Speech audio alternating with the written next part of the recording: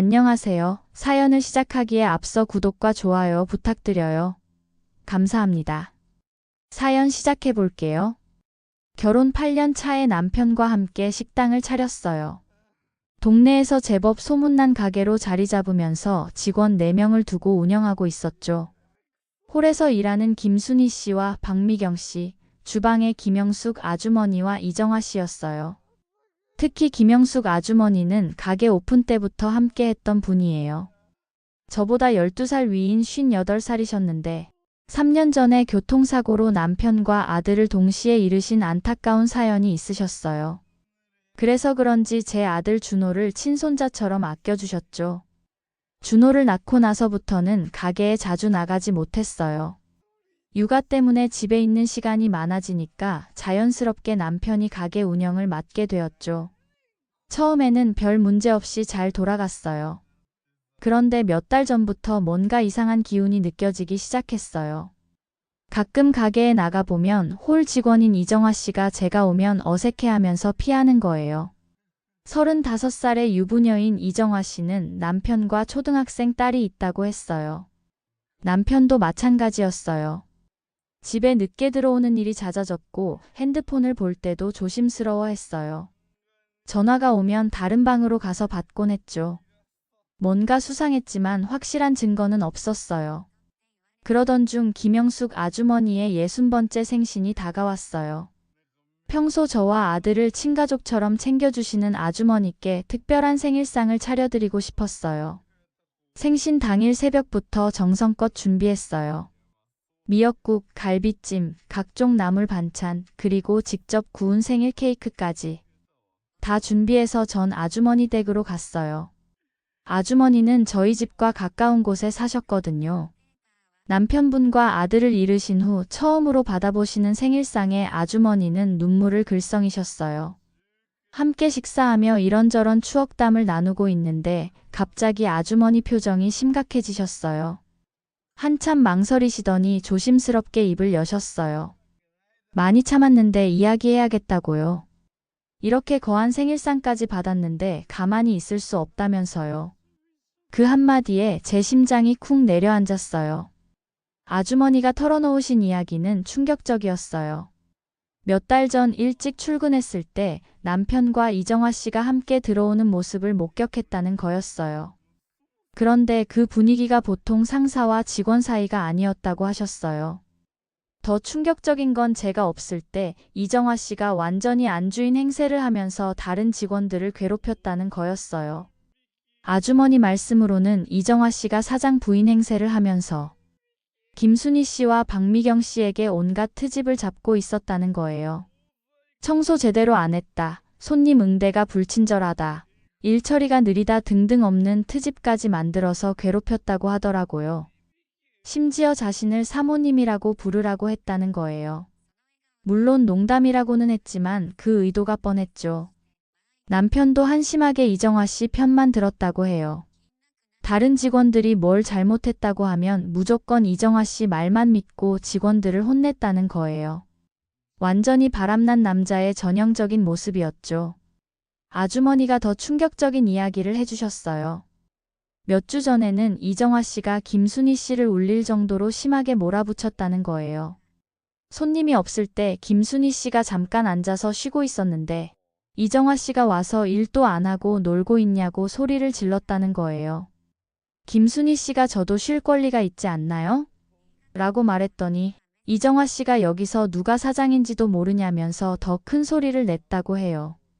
그때 마침 남편이 와서 뭔 일이냐고 물었는데 이정화 씨가 김순희 씨가 자기에게 대들었다고 거짓말을 했다는 거예요. 남편은 당연히 이정화 씨 편을 들면서 김순희 씨에게 선배 직원한테 그럴 수 있냐고 혼냈다고 해요. 김순희 씨는 억울해서 울면서 이랬다고 하더라고요. 박미경 씨도 마찬가지였대요. 이정화 씨가 자기 마음에 안 드는 일이 있으면 박미경 씨를 타겟으로 삼아서 괴롭혔다는 거예요. 반찬 정리 제대로 안 했다, 계산 실수했다 등등 온갖 트집을 잡았다고 해요. 심지어 박미경 씨가 아파서 조퇴 신청을 했을 때는 요즘 직원들은 책임감도 없다면서 비아냥거렸다고 하더라고요. 남편은 역시 이정화 씨 편을 들면서 몸 관리도 제대로 못하면서 직장 생활하려고 하냐고 말했다는 거예요. 아주머니 본인도 괴롭힘을 당했다고 하셨어요. 이정화 씨가 주방 일에까지 간섭하면서 음식간이 너무 세다, 조리 속도가 느리다고 지적질을 했다는 거예요. 심지어 나이 들어서 일 못하면 그만둬야 하는 거 아니냐는 말까지 했다고 하더라고요. 남편은 이정화 씨가 뭘 말해도 그럴 수도 있지, 이정화 씨 말이 맞는 것 같은데 하면서 편을 들었다고 해요. 제일 기가 막힌 건 이정화 씨가 다른 직원들에게 사모님은 집에서 애나 보고 있으면 되니까 좋겠다는 말을 했다는 거예요. 심지어 진짜 사모님은 따로 있다면서 자신을 가리키기까지 했다고 하더라고요. 아주머니 말씀으로는 김순희 씨와 박미경 씨가 이미 서너 달 전부터 이상한 낌새를 눈치채고 있었다고 해요. 남편과 이정화 씨가 너무 가까이 지내는 것도 그렇고 이정화 씨가 갑자기 안주인 행세를 하기 시작한 것도 이상했다는 거예요. 특히 남편이 이정화 씨만 편애하는 모습을 보면서 다들 수상하게 생각했다고 하더라고요. 하지만 제가 사장 부인이니까 차마 말하지 못했다는 거예요. 김순희 씨는 이정화 씨 때문에 스트레스를 너무 많이 받아서 그만둘까 생각까지 했다고 해요. 박미경 씨도 마찬가지였고요. 아주머니도 참다 안 되겠어서 이번에 용기를 내서 말씀해 주신 거였어요. 결정적인 건 어제 남편이 이정화 씨에게 비싼 목걸이를 사주는 모습을 목격했다는 아주머니의 증언이었어요. 그냥 직원에게 줄 만한 선물이 절대 아니었다고 하셨어요. 그것도 다른 직원들이 다 보는 앞에서 당당하게 줬다는 거예요. 그때 이정화 씨가 사장님은 정말 센스가 좋으시네요 라면서 남편의 팔까지 끼고 있었다고 하더라고요. 완전히 부부인 것처럼 행동했다는 거예요. 다른 직원들은 그 모습을 보면서 얼마나 기가 막혔을까 싶었어요. 아주머니가 가장 분개하시는 건 이정화 씨가 제 욕을 했다는 거였어요.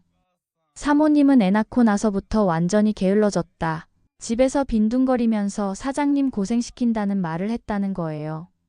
심지어 사장님 같은 분은 나 같은 여자가 맞다면서 사모님은 너무 촌스럽다는 말까지 했다고 하더라고요. 정말 뻔뻔하기 짝이 없었어요. 남편도 한심하게 이정화 씨 말에 맞장구를 쳤다고 해요. 집에서 애만 보니까 세상 물정도 모른다는 식으로 말했다는 거예요. 제가 그 얘기를 들었을 때 정말 치가 떨렸어요. 다른 직원들은 그런 모습을 보면서 얼마나 답답했을까 싶었어요. 사장 부인인 저는 모르고 있는데 바람피운 남편과 그 여자가 저를 뒤에서 욕하고 있었다니 정말 분했어요. 아주머니 말씀으로는 이정화 씨가 곧 진짜 사모님이 될 거다라는 말까지 했다고 해요. 완전히 제자리를 차지할 생각이었던 거죠. 그리고 남편은 그런 말을 들어도 말리기는커녕 웃기만 했다는 거예요. 그 순간 머릿속이 하얘졌어요. 그동안의 모든 수상한 징조들이 하나로 연결되었거든요. 남편의 늦은 귀가, 핸드폰을 조심스럽게 다루는 모습, 제가 가게에 나가는 걸 싫어하는 것들이 모두 설명되었어요. 그날 저녁 남편이 평소보다 기분 좋게 들어왔어요. 아마 이정화 씨와 시간을 보내고 온 모양이었죠. 저는 바로 핵심을 찔렀어요. 이정화 씨와 무슨 사이냐고 물었죠. 남편의 얼굴이 순간 굳어졌다가 이내 뻔뻔한 표정으로 바뀌었어요. 처음에는 무슨 소리냐며 발뺌하려 했지만 제가 아주머니한테 들은 얘기를 하나씩 말하자 결국 실토했어요. 1년 전부터 시작되었다고 했어요. 제가 육아 때문에 가게에 자주 못 나오게 되면서 이정화 씨와 둘이 있는 시간이 많아졌고 그러다가 감정이 생겼다는 뻔한 변명이었어요. 더 기가 막힌 건 남편의 태도였어요. 미안해하기는커녕 오히려 당당했어요. 너도 가게 일에 신경 좀 썼으면 이런 일이 없었을 거다라고 말하는 거예요. 완전히 제 탓으로 돌리는 거였죠. 이정화 씨는 나를 이해해 준다는 말까지 했어요. 너는 집에서 애만 보느라 내 고생은 모른다면서 이정화 씨는 내 힘든 점을 알아준다고 하더라고요. 정말 뻔뻔하기 짝이 없었어요. 제가 이정화 씨는 유부녀잖아, 남편도 있고 애도 있는데 어떻게 그럴 수가 있냐고 따졌더니 그건 이정화 씨가 알아서 할 일이다라고 대답하더라고요. 정말 무책임하기 짝이 없었어요. 심지어 이정화 씨가 나한테 더 잘 맞는다는 말까지 했어요. 너보다 어리고 일도 잘한다면서 저를 폄하하는 거예요. 바람피운 주제에 오히려 저를 비교하고 있었어요. 제가 그럼 다른 직원들 괴롭힌 것도 아냐? 라고 물었더니 그건 이정화 씨가 일 잘하라고 지적해 준 거다라고 하더라고요. 너무 민감하게 받아들이는 거 아니냐면서 이정화 씨를 계속 감쌌어요. 김순희 씨나 박미경 씨가 일을 제대로 안 하니까 이정화 씨가 답답해서 그런 거다라고 말하는 거예요. 완전히 이정화 씨 편만 드는 모습이 정말 한심했어요. 제가 아주머니까지 괴롭혔다면서?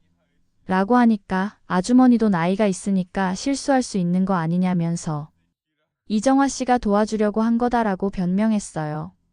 가장 기가 막힌 건 이정화 씨가 가게 운영에 대해 좋은 아이디어도 많이 낸다면서 너보다 사업 감각이 뛰어나다고 말한 거예요. 바람피운 여자를 저보다 높이 평가하고 있었어요. 심지어 앞으로는 이정화 씨 의견을 더 많이 반영할 생각이니까 앞으로 가게 나올 생각 말고 애나 잘 봐. 라고 말하는 거예요. 정말 뻔뻔했죠.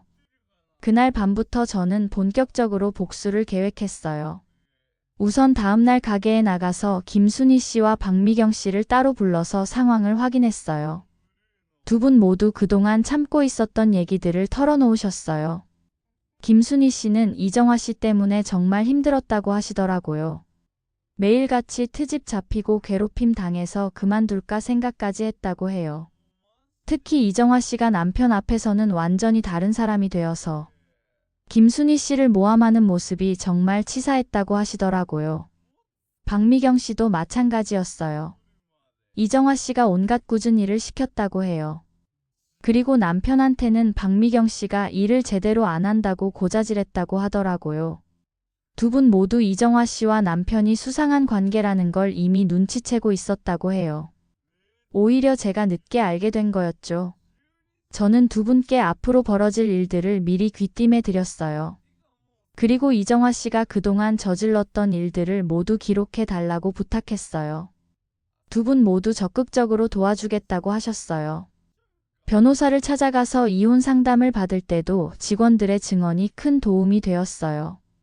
이정화 씨가 다른 직원들을 괴롭힌 것, 안주인 행세를 한 것, 그리고 남편이 이를 방조한 것들이 모두 불륜의 증거가 되었거든요.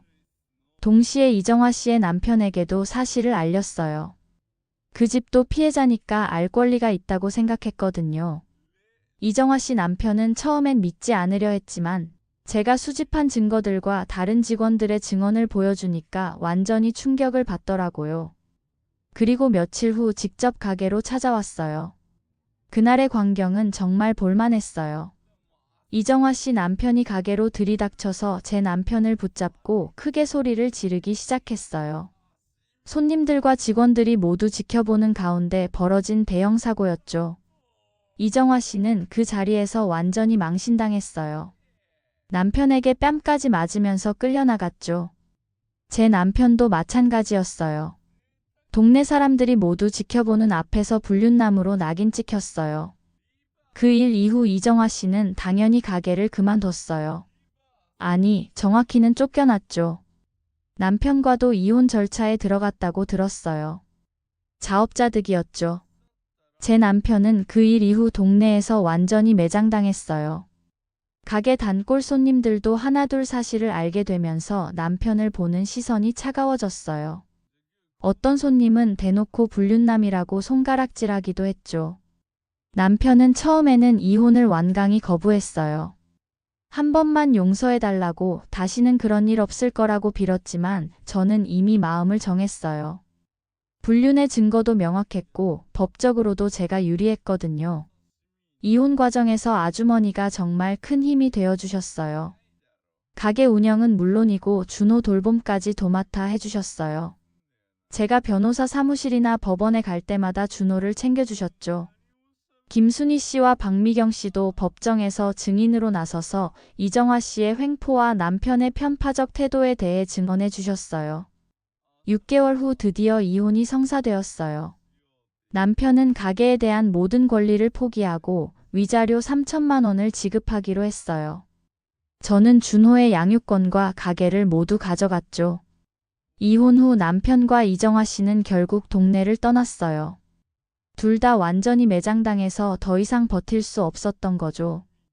들리는 소문으로는 남편이 다른 지역으로 이사가서 혼자 살고 있다고 하더라고요. 이정화 씨도 딸과 함께 친정으로 들어갔다고 했어요. 이제 1년이 지난 현재 저는 정말 자유롭고 행복하게 살고 있어요. 준호와 단둘이 사는 생활이 이렇게 평화로울 줄 몰랐어요. 가게도 예전보다 훨씬 잘 되고 있어요. 불륜 사건 이후 오히려 동네 사람들이 저를 더 많이 응원해 주거든요. 아주머니는 여전히 저희와 함께 일하고 계세요. 가끔 아주머니와 그날 일을 떠올리곤 해요. 만약 아주머니가 용기 내어 사실을 알려주지 않았다면 지금도 남편의 바람기를 모른 채 바보처럼 살고 있었을 거예요. 정말 고마운 분이에요. 요즘 가게는 그 어느 때보다 활기차요. 새로운 직원들도 들어왔고 단골 손님들도 많이 늘었어요. 무엇보다 마음의 짐이 없어지니까 일하는 게 즐거워졌어요. 동네에서 만나는 사람들도 저를 보는 시선이 달라졌어요. 불쌍하게 보는 게 아니라 대단하다고 용기 있게 잘했다고 말해주세요. 정말 뿌듯해요.